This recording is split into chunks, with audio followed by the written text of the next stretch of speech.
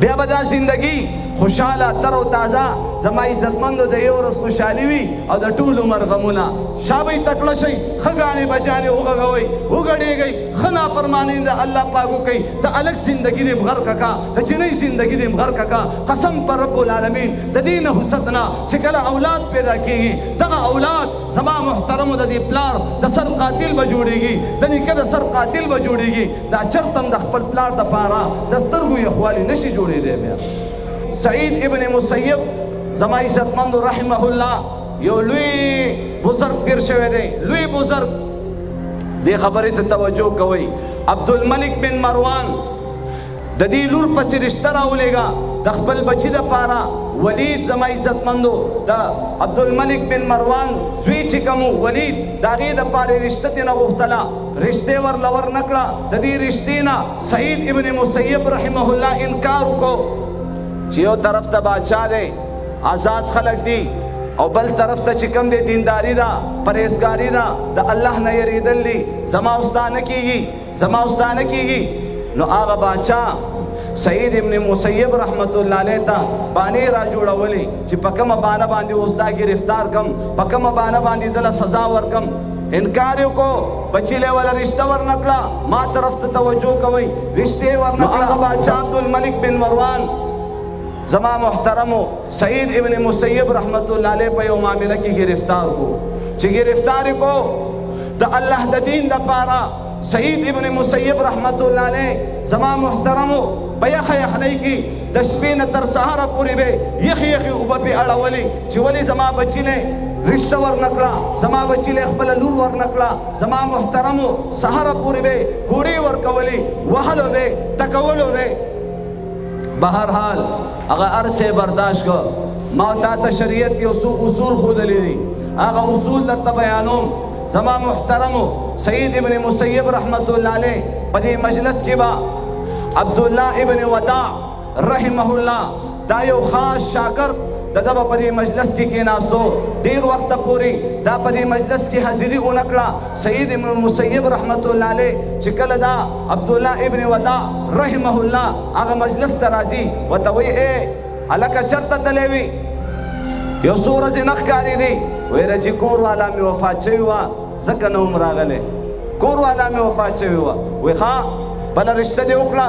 زه خو غریب سړی یم ماله څوک ښځه راکوي هغه یو مې څه پلانجو کونجو کړې وه هغه هم رانه چې کوم دی لاړه وفات شوله ماله خو څوک ښځه نه راکوي واورئ جي هغه جنۍ چې کوم زما عزتمندو د بادشاه زوی دپاره یې غوښتلې وه لیکن د الله د دین دپاره هغې کې دینداري نه وه پرهیزګاري نه وه د الله یره نه وه عبدالملک بن مروان داسې ظالم بادشاه تېر شوی چې کله وفات شو زما محترمو په کفن کې په خوځېدو شو بچو ویلې زموږ والد صاحب ژوندی دی زما عزتمندو عمر بن عبدالعزیز رحمت الله علیه ورته فرمایي پلار هم ژوندی نه دی پلار ته هم عذاب زر شروع شولو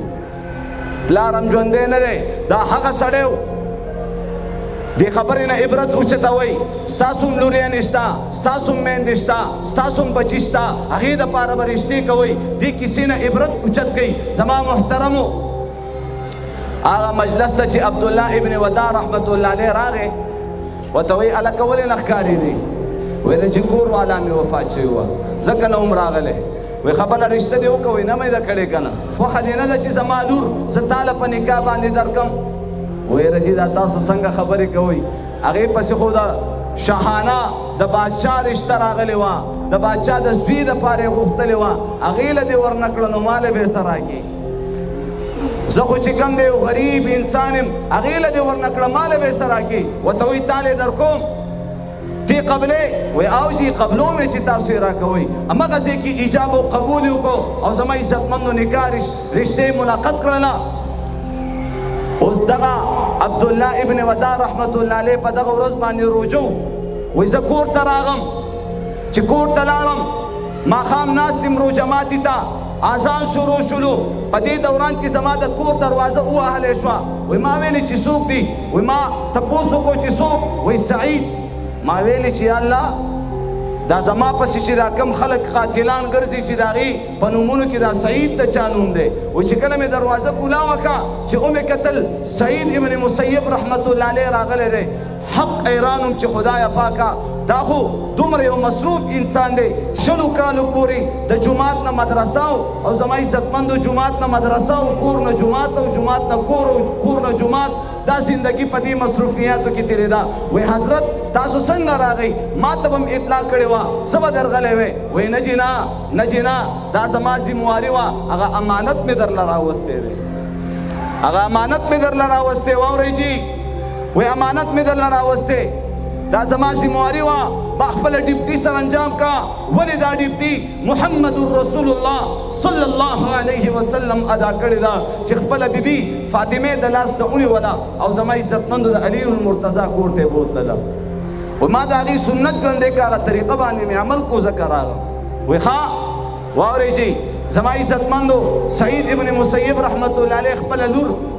د عبدالله ابن وداع رحمت الله علیه په کور کې پرېښوسته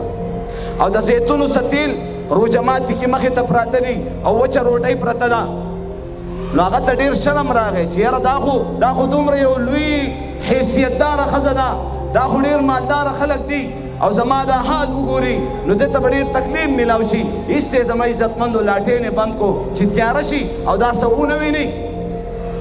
بیا د کور